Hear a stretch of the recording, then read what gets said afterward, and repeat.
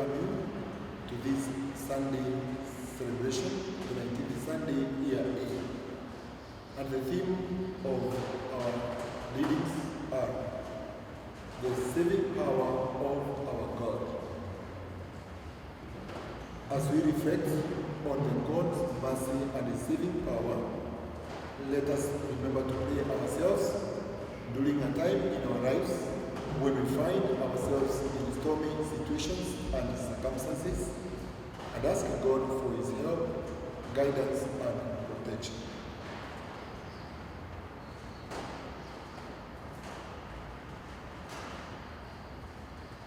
Let us pray.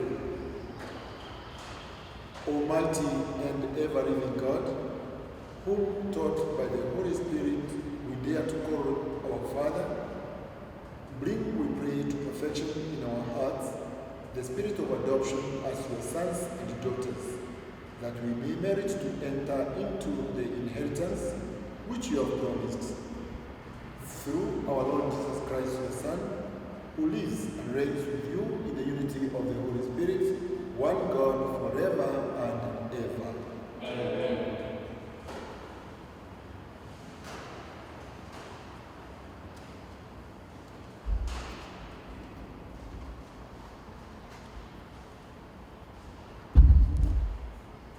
The Lord be with you. Amen. A reading from the Holy Gospel according to Matthew.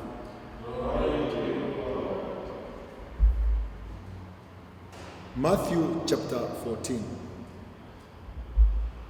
After the crowds were satisfied, Jesus made the disciples get into the boats and go before him to the other side, where he dismissed the crowds. And after he had dismissed the crowds, he went up into the hills by himself to pray.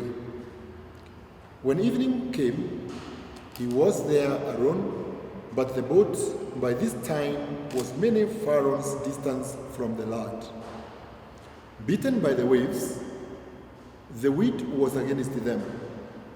And in the fourth watch of the night, he came to them walking on the sea.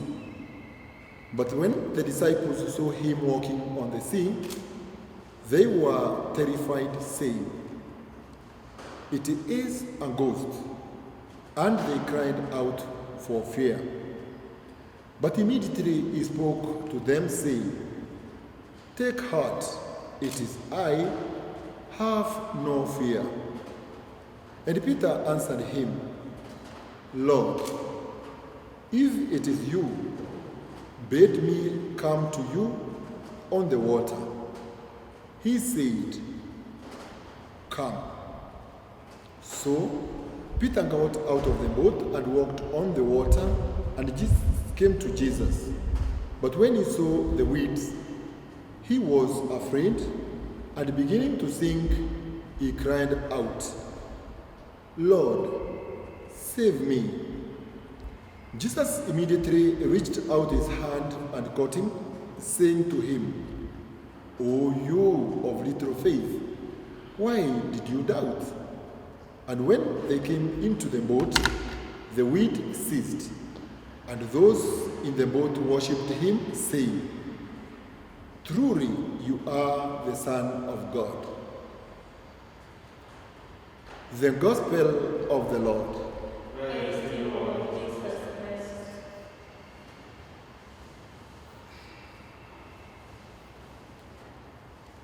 Dear brethren, the theme of today gives us a clear indication of the message that God wants us to hear, drawn from the readings we have heard.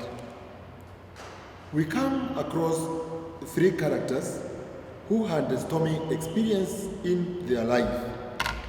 The first one is Elijah. The verses preceding today's reading indicated to us why he was disgruntled, endangered, and frightened.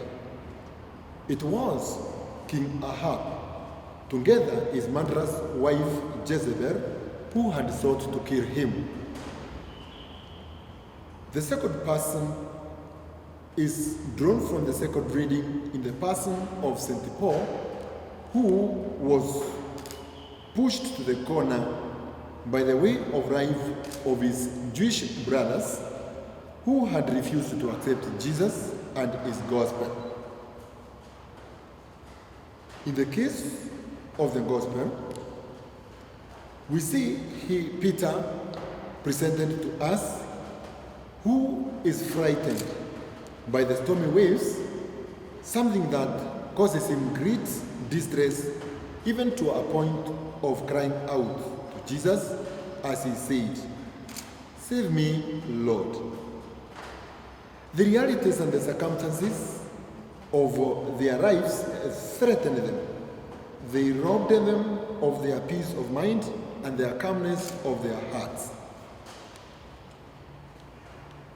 In the first reading for Elijah, to normalize his stormy experience and circumstance, he picked a journey towards the mountain of God, Mount Horeb. In this mountain, Moses and the children of Israel had succeeded to encounter God in the days past. Here, like Moses, Elijah comes to seek God's partnership and intervention occasioned by the tormentors circumstance of his life when Jezebel and Ahab threatened his life. God intervened for him at the right time. When no human nor earthly rescue efforts could come his way, he sought God. From God, we are told in Isaiah chapter 55, verses 6, when he is sought, he can be found. He encounters him in the torments, in absolutely unfamiliar and unexpected ways. Not in the strong and heavy winds that were blowing, nor through the earthquake and the fire, but in the gentle whispers of a calm wind. This is where Elijah encountered God. To encounter God, we must be calm. We can hear whispers only in an environment of silence. This happens when we pray, when we listen to the word of God. There, God encounters us. For us to hear and see God's saving effects, we must adopt a noise-free, crowd-free, and earthquake-free atmosphere. God is intervening for us, but we may not come to the awareness of it if we allow ourselves to be immersed and obstructed by the noises that are in our lives in many times. In the second reading, St. Paul is very sad a man. He speaks with a very heavy heart. His tone is caused by the people who are very close to him, which might also happen to us in our lives. His Jewish brothers had refused to accept the gospel of Jesus Christ. St. Paul is tormented to such an extent that he proposes harm against himself if only that could change the circumstances of his brothers who had refused to accept the gospel of Jesus. And I quote, he says, "I wish that I myself were condemned and cut off from Christ." To be realistic, this appeared to St. Paul a great storm that caused him a lot of distress and removed in his life a vital element called peace. In our lives, dear brothers and sisters, do we have the concerns of others at heart, or are we concerned about only our welfare, disregarding that of others? Supposing our community is soaked with such an attitude as it was with St. Paul, concern for his brothers and sisters, wouldn't we be having a very happy community? Supposing the attitude of St. Paul becomes our typical lifestyle, concern for others, how happy and successful would be our families, our marriages, our places of work, our relationship, etc., etc. The message of God today, dear brethren, through the wondings of the great St. Paul, invites each and every one of us to fanning into a big flame the spirit of communion, the spirit of care for one another, the spirit of sacrifice for each other. By so doing, many storms in our societies will subside. Subsequently, torment and anguish that comes with them will die away. In the Gospel of today, the disciples are crossing through a very messy storm, as the Gospel has told us, to the other side. The Gospel has even given us the timings for it during the fourth watch of the night. What does it mean? It means more or less the time of dawn, a very vulnerable moment. Presumably, it is a time when hopes of a successful coming ashore were very high. Maybe it was a time when the disciples were truly sleepy and better still very tired, occasioned by the struggles of a night-long encounter going through the storms to come ashore. It means that they had come to the end of self-relying capacity. All their potentials had been exhausted. Their human reliance had to be replaced at such a time. But by what reliance? It is what I call God reliance, if at all now they were to make it ashore after the messy storms of the sea. As I share with you this word of God today, dear brethren, let me ask you a few questions. What storms might you be battling? Are they physical, mental, spiritual, or otherwise? I ask, how heavy are they weighing on you? And how bad are they knocking you off the balance? Are you trying to seek any help? I ask you, where are you sourcing that help from? Are you sure that your source of help is reliable enough?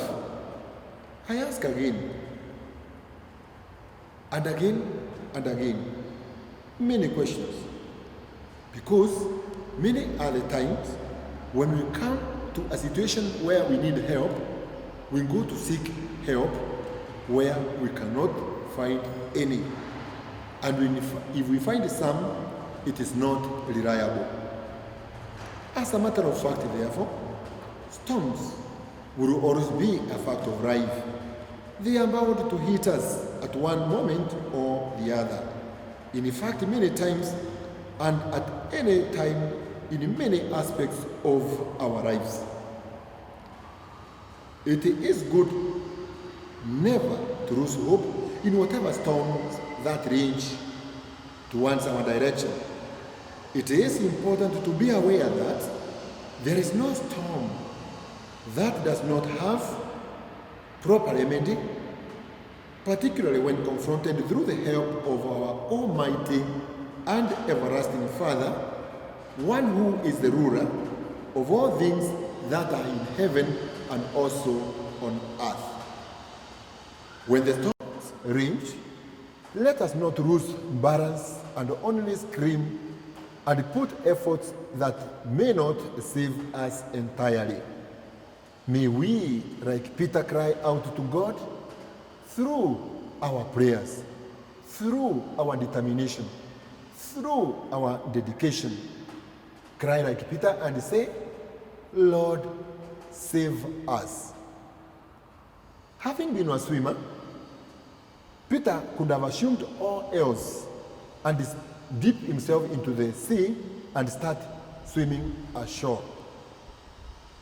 This did not happen with Peter. When the storms were strong and heavy,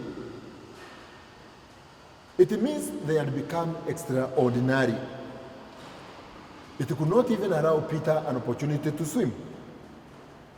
Peter, realizing that, he reverted to an extraordinary, stronger, and a heavier solution, who could only be found in God.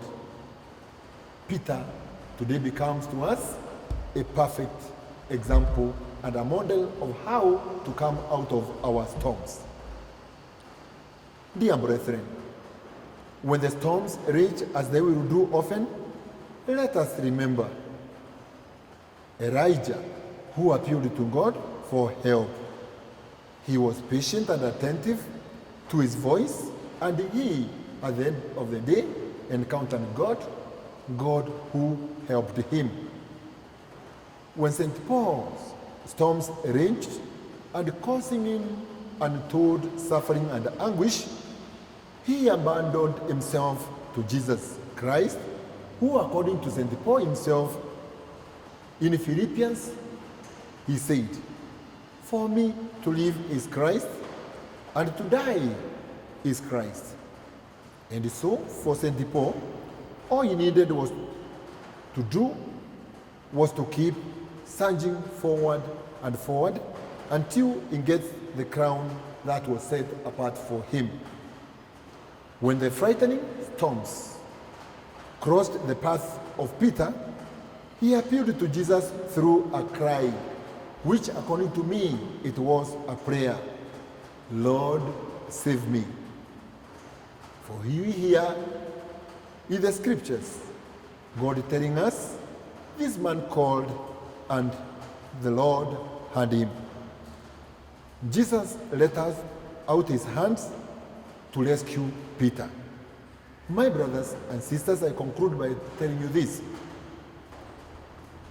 When Jesus let out his hand towards us at a time of our storm, let us get hold of it and never let go of it, because his hand is rescuing, his hand is saving. In the name of the Father, and of the Son, and of the Holy Spirit.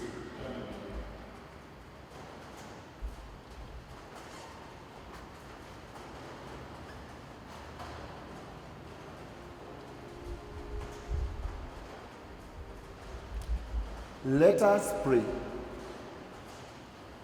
May the communion in your sacrament we have consumed save us, O Lord, and confirm us in the light of your truth. We make our prayer through our Lord Jesus Christ, your Son, who lives and reigns with you in the unity of the Holy Spirit, one God, forever and ever. The Lord be with you.